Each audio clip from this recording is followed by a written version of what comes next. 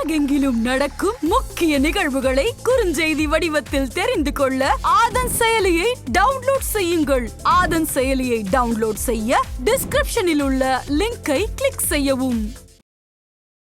First ஒரு 2 ராசிகளுக்கு ரொம்ப நல்லா இருக்கு. இதில் ஜாக்பாட்டுன்னு சொன்னீங்கன்னா ரிஷப ராசிக்கு ரொம்பவே நல்லா இருக்கு. அவங்களுக்கு ராசியில இப்போ குரு உட்கார்ந்துருக்கிறது. மீன ராசியில இப்போ ஆல்ரெடி ராகு உட்கார்ந்துருக்காரு. மார்ச் 29க்கு அப்புறம் சனியும் சேர்றாரு ராகு கூட. ஸோ ஹெல்த்தில் ரொம்ப ரொம்ப கேர்ஃபுல்லாக இருக்கும்.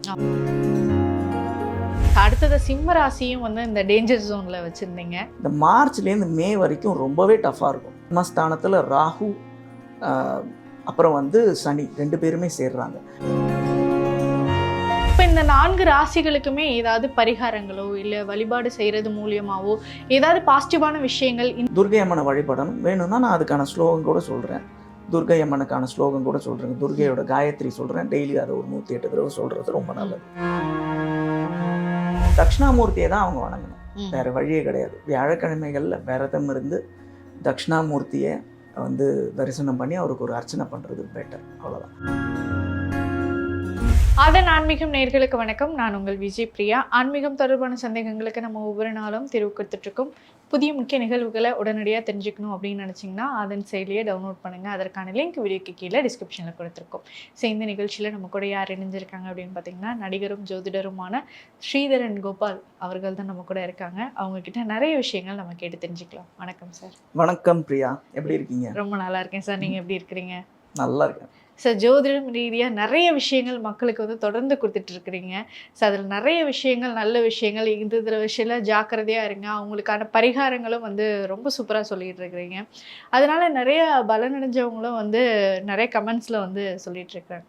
இப்போ நம்ம இந்த 2025 நம்ம பார்த்தோம். ஸோ எப்படி இருக்கும், யார் யாருக்கெல்லாம் ரொம்ப சூப்பராக இருக்குது, யார் யாரெல்லாம் கொஞ்சம் ஜாக்கிரதையாக இருக்கணும் அப்படிங்கிறத நம்ம போன வீடியோவில் பார்த்துருந்தோம்.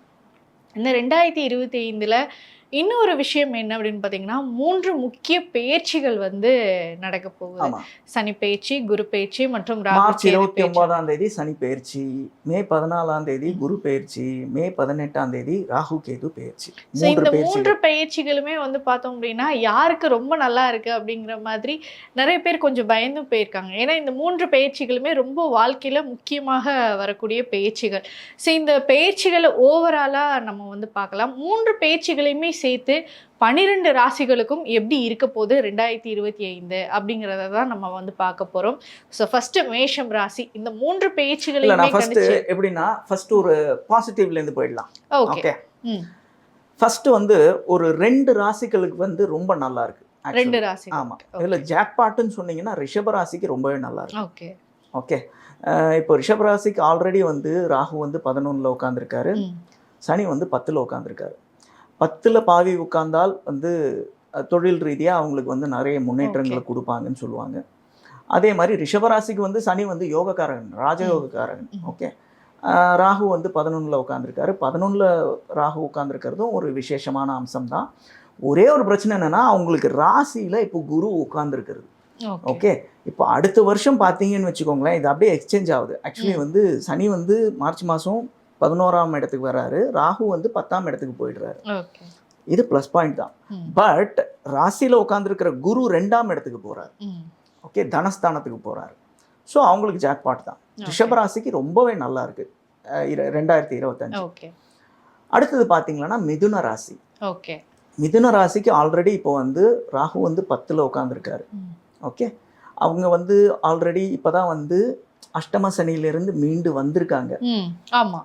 ஓகே. அஷ்டம சனிலேருந்து மீண்டு கொஞ்சம் பிரீத் பண்ண ஆரம்பிச்சிருக்காங்க. ஓகே.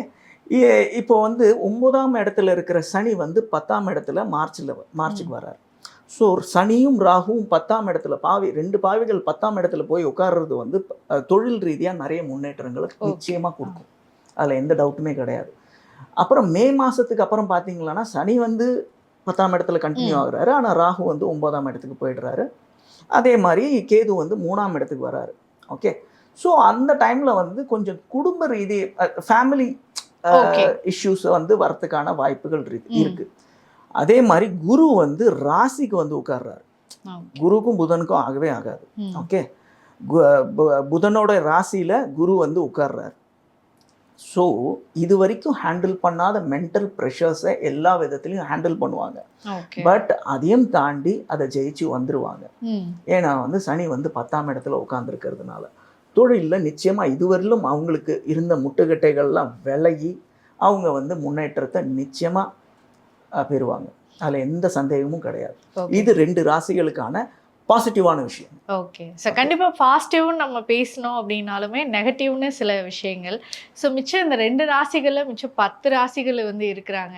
ஸோ அப்போ அவங்கெல்லாம் வந்து பயந்துருப்பாங்க. 4 ராசிகள் வந்து ரொம்ப கேர்ஃபுல்லாக இருக்கும். 4 ராசிகள். அப்போ மற்ற பேருக்குலாம் சார்? மற்ற பேர்லாம் வந்து ஓரளவுக்கு சுமாராக இருக்குது. ரொம்ப கேர்ஃபுல்லாக இருக்க வேண்டிய 4 ராசிகள் சொல்கிறேன். ஓகே. ஓகே. ஸோ அவங்க யார் யார் சார்? ரொம்ப பயந்து போய் இருப்பாங்க கண்டிப்பாக. பயப்பட வேண்டியது இல்லைம்மா. எல்லாம் வந்து நம்ம வந்து எல்லாத்துக்கும் வந்து ஒரு பிரச்சனை வருதுன்னா அதுக்கான சொல்யூஷன் கடவுள் நம்மளுக்கு கொடுப்பாரு. அதுக்கான பரிகாரங்களை நம்ம பண்ணோம்னா அதுலேருந்து ஓரளவுக்கு நம்ம மீண்டு வந்துடலாம். பயப்பட வேண்டியதில்லை. இருக்கிறத நம்ம சொல்கிறோம். அவ்வளோ. யாரும் இதுக்காக பயப்பட வேண்டிய அவசியம் கிடையாது. ஸோ இந்த 4 ராசிகள் யார் யார்? இந்த 4 ராசிகள்னு பார்த்தீங்களன்னா ஃபர்ஸ்ட் வந்து மீன ராசி, ஓகே, அடுத்தது வந்து கடக ராசி, அடுத்தது வந்து சிம்ம ராசி, கன்னி ராசி. ஓகே. ஓகே. இதில் ஃபஸ்ட்டு மீன ராசியை பற்றி சொல்லிடுறேன். மீன ராசியில் இப்போ ஆல்ரெடி வந்து ராகு உட்காந்துருக்காரு. ஓகே. இந்த மார்ச் 29க்கு அப்புறம் சனியும் வந்து சேர்றாரு ராகு கூட. ஸோ ஹெல்த்தில் ரொம்ப ரொம்ப கேர்ஃபுல்லாக இருக்கும். ஆமாம், அவங்களுக்கு ஜென்ம சனி வேற ஸ்டார்ட் ஆகும். ஜென்ம சனி, அதான் ஜென்ம சனி. இப்போ ராசிலேயே வந்து சனி வந்து உட்கார்ந்தாருன்னா வந்து ஜென்ம சனி ஸ்டார்ட் ஆகுது. அதை தாண்டி ஆல்ரெடி அவங்க இப்போ ரிலேஷன்ஷிப்லலாம் பிரச்சனைகளை ஃபேஸ் பண்ணிட்டு இருப்பாங்க. ஃபேமிலி, அதாவது வந்து ஒய்ஃபோடையா இருக்கட்டும், கேர்ள் ஃப்ரெண்டோடையா இருக்கட்டும், அதெல்லாம் வந்து பிரேக்கப் லெவலில் போயிருக்கும். ஏன்னா இந்த மீன ராசிக்காரங்களுக்கு பார்த்தீங்கன்னா ஜென்ரலாக. ஸோ அவங்க கேர்ஃபுல்லாக இருக்கணும். ஹெல்த் ரீதியாக ரொம்ப ரொம்ப கேர்ஃபுல்லாக இருக்கணும். 3ஆம் இடத்துல இருக்கிற குரு வந்து 4ஆம் இடத்துக்கு போகிறாரு. அதுவும் வந்து நல்ல சைன் கிடையாது. ஸோ அந்த விதத்துலையும் ரொம்ப ரொம்ப கேர்ஃபுல்லாக இருக்கணும். ஃபர்ஸ்ட் இந்த மீன ராசிக்கு நான் சொல்லிட்டேன். ஓகே. எல்லா விதத்திலையும் கேர்ஃபுல்லாக இருக்கிறது நல்லது. ஓகே. கொஞ்சம் ஏதாவது இந்தந்த விஷயங்களெல்லாம் அவங்களுக்கு பாசிட்டிவ் இருக்குது அப்படின்ற மாதிரி ஏதாவது மன ஆறுதலுக்காக ஏதாவது? மன ஆறுதலுக்காக நான் சொல்லணும் அப்படின்னு நீங்கள் கேட்டிங்கன்னா, இல்லை, அதாவது மேக்கு அப்புறம் வந்து பார்த்தீங்கன்னு வச்சுக்கோங்களேன், இந்த ரிலேஷன்ஷிப்பில் பிரச்சனைகள்லாம் இது வரைக்கும் ஃபேஸ் பண்ணிட்டு இருந்தாங்கன்னு நான் சொன்னேன் தெரியுமா? மேக்கு அப்புறமா வந்து அது விலகிறதுக்கான வாய்ப்புகள் நிறைய இருக்குது. ஏன்னா ராகு வந்து விலகி போய் 12ஆம் இடத்துல உட்காந்துடும். 12ஆம் இடத்துல உட்காந்தாலும் ஹெல்த் வந்து ரொம்ப கேர்ஃபுல்லாக இருக்கும். திரும்ப போயிடலாம். ராகு வந்து விலகி போய் 12ஆம் இடத்துல உட்காரலாம். 12ஆம் இடத்துல உட்காந்தாலும் ஹெல்த் ரீதியாக ரொம்ப கேர்ஃபுல்லாக இருக்கணும். அதே மாதிரி கேது வந்து 7ஆம் இடத்துலேருந்து விலகி போய் 6ஆம் இடத்துல உட்காரலாம். ஸோ இந்த ரிலேஷன்ஷிப்பில் இருந்த பிரச்சனைகள்லாம் ஓரளவுக்கு விலகிறதுக்கான வாய்ப்புகள் நிச்சயமாக இருக்குது. ஓகே. ஸோ அடுத்ததாக கடகராசி, அவங்களுமே வந்து இந்த தடவை பிரச்சனைகளை வந்து சந்திக்க. கடகராசி வந்து அவங்களுக்கு அஷ்டம சனி முடியுது அப்படின்னு நினச்சி அவங்க என்ன சொல்கிறது, கொஞ்சம் ரிலீவ்டாக இருக்கும் அப்படின்னு நினச்சிக்கலாம். பட் நான் நெகட்டிவாக சொல்கிறேன்னு நினைக்காதீங்க. கடகராசியை பொறுத்த வரைக்கும் சனி வந்து 8ஆம் இடத்துலேருந்து அஷ்டமஸ்தானத்துலேருந்து 9க்கு போனாலும் மேக்கு அப்புறம் 9ஆம் இடத்துல இருக்கிற ராகு வந்து அஷ்டமஸ்தானத்துக்கு வரும். ஓகே. இன்னொரு விஷயம், குரு உங்களுக்கு இத்தனை நாளாக பாசிட்டிவாக இருந்தார். அஷ்டம சனியாக இருந்தாலும் 11ஆம் இடத்துல குரு இருந்தார். அந்த குரு வந்து 12ஆம் இடத்துக்கு போகிறாரு. இவங்களும் ஹெல்த் வைஸ் ரொம்ப ரொம்ப கேர்ஃபுல்லாக இருக்கணும். ஓகே. அஷ்டம சனி முடிஞ்சு போச்சுன்னு ரொம்ப மெத்தனமாக இருக்கக்கூடாது. எல்லா விஷயத்துலையுமே கேர்ஃபுல்லாக இருக்கணும். ஃபேமிலியில் நிறைய பிரச்சனைகளை இதுவரையிலும் ஃபேஸ் பண்ணியிருப்பாங்க. அதெல்லாம் ஓரளவுக்கு சால்வ் ஆகி ஒரு நல்ல சுமூகமான ஒரு அண்டர்ஸ்டாண்டிங் வரதுக்கான வாய்ப்புகள் இருக்குது. பட் ஹெல்த் ரீதியாக ரொம்ப கேர்ஃபுல்லாக இருக்கணும். தொழில் ரீதியாக ரொம்ப பிரச்சனைகள்லாம் வரதுக்கான சான்சஸ் நிறைய இருக்குது. அதை தாண்டி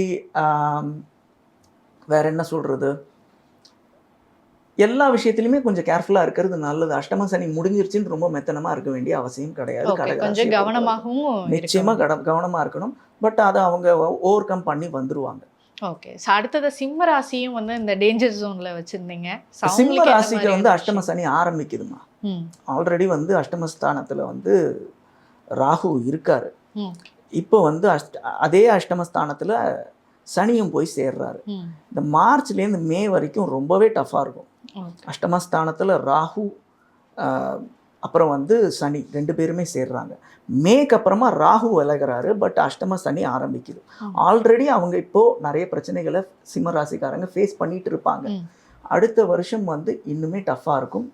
ஆனால் ஒரு ப்ளஸ் பாயிண்ட் என்னன்னு கேட்டிங்களான்னா, குரு வந்து 11ஆம் இடத்துக்கு வராரு மே ஓகே இந்த 14க்கு அப்புறம். அது ஒரு ரிலீஃப், ஒரு கொஞ்சம் Okay. ரிலீஃப் இருக்கும். ஸோ 80% அதான் அவங்கள பொறுத்த வரைக்கும் பாசிட்டிவ்னு பார்த்தீங்கன்னா ஒரு 20 to 30% தான் நான் சொல்லுவேன். இப்போ கன்னிராசிக்கு வந்து கேது பகவான் வந்து பயிற்சி ஆகிறார்ல, ஸோ அதில் கொஞ்சம் ஏதாவது ஒரு பாசிட்டிவான விஷயங்கள் வந்து கிடைக்கும். கன்னி ராசிக்கு வந்து கேது வந்து ராசியில் உட்காந்துருக்கிற கேது வந்து ஆக்சுவலாக வந்து 12ஆம் இடத்துக்கு போகிறார். கேது 12ஆம் இடத்துக்கு போகிறதுங்கிறது ஒரு நல்ல சைன் தான். பட் ஆனால் வந்து இந்த 7ஆம் இடத்துல இருந்த ராகு வந்து 6ஆம் இடத்துக்கு வர்றாரு. 6ஆம் இடத்துக்கு ராகு வர்றதுங்கிறதும் நல்ல சைன் தான் ஆக்சுவலி. ஓகே, அதெல்லாம் ஓகே. பட் குரு வந்து 10ஆம் இடத்துக்கு வர்றாரு. ஆல்ரெடி புதனுக்கும் குருவுக்கும் ஆகாதுன்னு சொல்லியிருக்கேன். 10இல் குரு வந்தால் பதவி பறிபோகும். ஓகே, தொழில் ரீதியாக நிறைய பிரச்சனைகளை ஃபேஸ் பண்ணுவாங்க. அதாவது வந்து வேலை பார்த்துட்டு இருக்கிறவங்களுக்கு வேலையில் பிரச்சனைகள் வரும். இந்த மாதிரி விஷயங்கள்லாம் நான் ரொம்ப நெகட்டிவாக சொல்ல விரும்பல. 10இல் குரு வந்தால் பதவி பறிபோகும்னு சொல்லுவாங்க. தொழில் ரீதியாக நிறைய பிரச்சனைகளை ஃபேஸ் பண்ணக்கூடிய சூழ்நிலைகள் நிச்சயமாக ஏற்படும். அதனால தான் அவங்க ஜாகிரதையாக இருக்கணும்னு சொன்னால் இந்த 4 ராசிகள். ஓகே, இப்போ இந்த 4 ராசிகளுக்குமே ஏதாவது பரிகாரங்களோ இல்லை வழிபாடு செய்கிறது மூலியமாவோ ஏதாவது பாசிட்டிவான விஷயங்கள், இந்த கடவுளுக்கு போய் ஏதாவது பரிகாரம் பண்ணிட்டு வாங்க, கொஞ்சம் அதிலிருந்து விடுபடலாம் அப்படிங்கிற மாதிரியான ஏதாவது விஷயங்கள் இருக்கா சார்? சரி, இப்போ வந்து ஃபஸ்ட்டு நான் வந்து என்ன ராசி சொன்னேன், மீன ராசி சொன்னேன் இல்லையா? மீன ராசிக்கு வந்து ஆல்ரெடி இப்போ வந்து ராகு வந்து ராசியில் உட்காந்துருக்கார். ராசியில் உட்கார்ந்துருக்கும் பட்சத்தில் ஆனால் வந்து மார்ச் மாதம் வந்து அவர் பயிற்சியாகி மே மாதம் வந்து அவர் பயிற்சியாகி வந்துடுறாரு. இப்போ அதாவது ஜென்ம சனியும் ஆரம்பிக்க போகுது அவங்களுக்கு மீனராசிக்கு. ஜென்ம சனி ஆரம்பிக்கும் பட்சத்தில் 2 பேரும் அதாவது வந்து சனியும் ராகுவும் ஒன்றா சேரும் பட்சத்தில் பிரச்சனைகள் ஜாஸ்தியாகும். நான் ஏற்கனவே வந்து ஜென்ம சனியில் அவங்களுக்கு ஜென்ம சனி நடக்கிறதுனால ஒரு மந்திரம் ஒன்று சொல்லியிருந்தேன். இந்த ஸ்லோகத்தை வந்து ஒரு 108 தடவை சொல்லுங்க. இப்போ வந்து இந்த ராகு வந்து 12ஆம் இடத்துக்கு போகிறாரு மே மாதத்துக்கு அப்புறமா. அப்படி இருக்கும் பட்சத்தில் ஹெல்த் ரீதியாக பிரச்சனை வரும்னு சொல்லியிருக்கேன். துர்க்கை அம்மனை வழிபடணும். ஓகே, துர்க்கை அம்மனை வழிபடணும். வேணும்னா நான் அதுக்கான ஸ்லோகம் கூட சொல்கிறேன். துர்க்கை அம்மனுக்கான ஸ்லோகம் கூட சொல்கிறேங்க. துர்க்கையோட காயத்ரி சொல்கிறேன். டெய்லி அதை ஒரு 108 தடவை சொல்கிறது ரொம்ப நல்லது. ராகு கொடுக்கக்கூடிய ட்ரபிள்ஸ்லேருந்து அது வந்து கொஞ்சம் அவங்களுக்கு ஹெல்த் ரீதியாக ஏதாவது பிரச்சனைகள் இருந்தால் அதுலேருந்து விலகி வர்றதுக்கான சான்சஸ் இருக்குது. அதை வேணால் கேட்டுக்கோங்க. ஓம் காத்யாயனாய வித்மஹே கன்யாகுமாரி தீமஹி தன்னோ துர்கி பிரச்சோதயாத். ஓகே, ஹார்ட்லி ஒரு 15 to 20 minutes ஆகும் இது ஒரு 108 தடவை சொல்கிறதுக்கு. ஓகே ஓகே, ரெகுலராக டெய்லி சொல்கிறது நல்லது. ஓகே, ஏன்னா ராகு இப்போ ஆல்ரெடி ராசியில் இருக்காரு. அடுத்து 12ஆம் இடத்துக்கு போகிறாரு. ஸோ ராகுனால ட்ரபிள்ஸ் வந்து இந்த வருஷமும் சரி அடுத்த வருஷமும் சரி அவங்க ஃபேஸ் பண்ணுறதுக்கான வாய்ப்புகள் நிறைய இருக்குது. ஓகே, இப்போ இந்த ஜென்ம சனியில இருந்து விடுபடுறதுக்கு ஏதாவது நான் சொன்னேன் ஆல்ரெடி வந்து ஸ்லோகம் சொல்லியிருந்தேன். ஹனுமன் சாலிசா கேட்கலாம். சனிக்கிழமைகளில் ஆஞ்சநேயர் கோயிலுக்கு போகலாம். சனிக்கிழமைகளில் சனீஸ்வரனுக்கு எள்ளு விளக்கு ஏற்றலாம். அதுக்கப்புறம் வந்து திருநள்ளாருக்கு ஒரு தடவை போயிட்டு வரலாம். இதெல்லாம் வந்து பண்ணலாம். ஓகே, ஸோ அடுத்ததாக கடகராசி, அவங்களுமே வந்து டேஞ்சர் ஜோனில் தான் இருக்காங்க. அவங்களுக்கு இந்த பிரச்சனைகள்ல இருந்து விடுபடுறதுக்கு ஏதாவது பரிகாரம் இருக்கு? அஷ்டம சனி முடியுது. ஃபேமிலி ரீதியாக நிறைய பிரச்சனைகளை ஃபேஸ் பண்ணியிருப்பாங்க. தொழிலையும் நிறைய பிரச்சனைகளை ஃபேஸ் பண்ணியிருப்பாங்க. அதுலேருந்து ஓரளவுக்கு ரிலீஃப் கிடைக்கும். பட் ஹெல்த்து கேர்ஃபுல்லாக பார்த்துக்கணும். ஏன்னா 8ல் இருக்கிற சனி வந்து 9க்கு போனாலும் 9ல் இருக்கிற ராகு வந்து பெயர்ச்சியாகி 8க்கு வரான். அதே மாதிரி குரு வந்து 11ல் இருந்தார். அது ஒரு ப்ளஸ் பாயிண்ட். அஷ்டம சனியாக இருந்தாலும் அந்த குரு வந்து 12ஆம் இடத்துக்கு வரார். ஹாஸ்பிட்டல் செலவு வைக்கிறதுக்கான வாய்ப்புகள் இருக்குது. ஓகே, ஸோ அவங்க கேர்ஃபுல்லாக இருக்கணும் அந்த விஷயத்தில். ஸோ மருத்துவ செலவுகள்ல இருந்து தப்பிக்கிறதுக்கு யாரையாவது ஒருத்தரை பிடிச்சிக்கிட்டோம், இந்த கடவுளை பிடிச்சிக்கோங்க, கண்டிப்பாக மருத்துவ செலவு. மறுபடியும் நான் சொல்கிறது வந்து மருத்துவ ரீதியான செலவுகள் வந்து வைக்கக்கூடாது அப்படின்னு நீங்கள் நினச்சிங்கன்னா வந்து தட்சிணாமூர்த்தியையும் துர்கையையும் வழிபடுங்க. ஏன்னா இவங்க 2 பேர் தான் உங்களுக்கு ட்ரபிள்ஸை கொடுக்க போகிறவங்க. சனீஸ்வரன் வந்து மூவ் ஆகி 9ஆம் இடத்துக்கு போயிடுறாரு அஷ்டமஸ்தானத்துலேருந்து. சனீஸ்வரன் வந்து மூவ் ஆகி 9ஆம் இடத்துக்கு போயிடுறாரு. இப்போ சனீஸ்வரனோட ட்ரபிள் வந்து உங்களுக்கு கிடையாது. ஆனால் ராகு குரு வந்து ட்ரபிள் கொடுக்க போகிறாங்க. 12ஆம் இடத்துக்கு குரு வராரு, ராகு வந்து அஷ்டமஸ்தானத்துக்கு வராரு. துர்கை அம்மனை வழிபடுங்க. ஓகேவா? செவ்வாய்க்கிழமைகளில் துர்கை அம்மனுக்கு வந்து இந்த எலுமிச்சம்பழத்தில் விளக்கேற்றுவாங்க தெரியுமா, ராகு காலத்தில். அது பண்ணுறது நல்லது. அதே மாதிரி தட்சிணாமூர்த்தியை வந்து வியாழக்கிழமைகளில் வந்து தட்சிணாமூர்த்திக்கு வந்து ஒரு அர்ச்சனை பண்ணுறது நல்லது. ஓகே. ஸோ அடுத்ததா இதே டேஞ்சர் ஜோன்ல சிம்ம ராசி இருக்கிறாங்க. சிம்ம அவங்களுக்கு ராசி என்ன ஆல்ரெடி பரிகாரம்? இப்போ சிம்ம ராசி ஆல்ரெடி டேஞ்சர். சிம்ம ராசி கொஞ்சம் டஃப்பான சுச்சுவேஷனில் தான் ஆல்ரெடி இருக்காங்க. என்னன்னு கேட்டிங்கன்னா, ஆல்ரெடி இப்போ வந்து ராகு வந்து அஷ்டமஸ்தானத்தில் இருக்கார். அவர் மூவ் ஆகி 7ஆம் இடத்துக்கு வராரு. பட் அஷ்டம சனி ஆரம்பிக்க போகுது அவங்களுக்கு. ஓகேவா? 7ஆம் இடத்துல ராகு வராரு, அவங்களோட ராசிக்கு வந்து கேது வராரு. ஓகே, இது வந்து அவங்களுக்கு நான் திரும்ப சொல்கிறேன், இதுவரையிலும் இல்லாத ஒரு பிரச்சனையை அவங்க ஃபேஸ் பண்ணுவாங்க. ரிலேஷன்ஷிப், அது ஹஸ்பண்ட் அண்ட் ஒய்ஃப் ரிலேஷன்ஷிப்பாக இருக்கலாம், இல்லை லவ் ரிலேஷன்ஷிப்பாக இருக்கலாம். இது வரைக்கும் ஃபேஸ் பண்ணாத இது வரைக்கும் அந்த ஒரு பிரச்சனையை ஃபேஸ் பண்ணாமல் இருந்திருப்பாங்க. இப்போ அந்த பிரச்சனை வரும். அதே மாதிரி அஷ்டம சனி மூலமாக ஃபேமிலியில், தொழிலில், எல்லா விதத்துலேயும் கொஞ்சம் ட்ரபிள்ஸ் ஜாஸ்தி கொடுக்கறதுக்கான வாய்ப்புகள் இருக்குது. ஸோ இந்த சேட்டனை வந்து பேசிஃபை பண்ண வேண்டிய அந்த சுச்சுவேஷனில் அவங்க இருக்காங்க. அதனால் நான் சொன்ன மாதிரி சனிக்கு வந்து ஆஞ்சநேயரை வழிபடுங்க, ஹனுமன் சாலிசா கேளுங்க. அதே மாதிரி நான் சொன்ன ஸ்லோகத்தை வந்து டெய்லி ஒரு 108 தடவை சொல்லுங்கள். இதுலேருந்து உங்களுக்கு ரிலீஃப் கிடைக்கும் ஓரளவுக்கு. Okay sir. ஸோ அடுத்து இதே டேஞ்சர் ஜோனில் கன்னி ராசி நேயர்கள் இருக்காங்க. கன்னி ராசி அதான் நான் சொன்னேனேம்மா, கன்னி ராசிக்கு வந்து ஏற்கனவே வந்து புதனுக்கும் குருவுக்கும் ஆகாது. வேலை பறி போகிறதுக்கான வாய்ப்புகள் இருக்குன்னு வேற சொல்லியிருக்கீங்க. கண்டிப்பா வேலையை தக்க வச்சுக்கிறதுக்காக கண்டிப்பாக ஒரு பரிகாரம் வேலை பறி போகிறதுக்கான வாய்ப்புகள் இருக்குன்னு நான் என் வாயால் நான் அந்த மாதிரி நெகட்டிவாக சொல்லலை. 10ல் குரு வந்தால் பதவி பறி போகும்னு சொல்லுவாங்க. ஓகேவா? வேலை விஷயத்தில் ஜாகிரதையாக இருங்க. பிரச்சனைகள் வந்தால் கூட அதை டாலரேட் பண்ணி அதை எப்படி ஸ்மார்ட்டாக ஹேண்டில் பண்ண முடியுமோ அப்படி ஹேண்டில் பண்ணி போகிறது நல்லது. ஓகே. தன்னுடைய வேலைகளில் கொஞ்சம் பிரச்சனை வரக்கூடாது, எதுவாக இருந்தாலும் நான் கொஞ்சம் அட்ஜஸ்ட் பண்ணி போகுங்கிற ஒரு பக்குவம் கண்டிப்பாக வரணும். அதற்கு எந்த கடவுளுடைய தரிசனம் எடுத்துக்கிட்டோம் அப்படின்னா அந்த பரிகாரம் மேற்கொள்ளலாம் சார்? 10ல் குரு வந்தால் பதவி மறுபடியும் நான் சொல்கிறது என்னென்னா, தட்சிணாமூர்த்தியை தான் அவங்க வணங்கணும். வேறு வழியே கிடையாது. வியாழக்கிழமைகளில் விரதம் இருந்து தட்சிணாமூர்த்தியை வந்து தரிசனம் பண்ணி அவருக்கு ஒரு அர்ச்சனை பண்ணுறது பெட்டர். அவ்வளோதான். இது ராசியை பொறுத்த வரைக்கும் நான் சொல்கிறேன், டோட்டல் சார்ட்டை பார்த்து நான் சொல்லலை.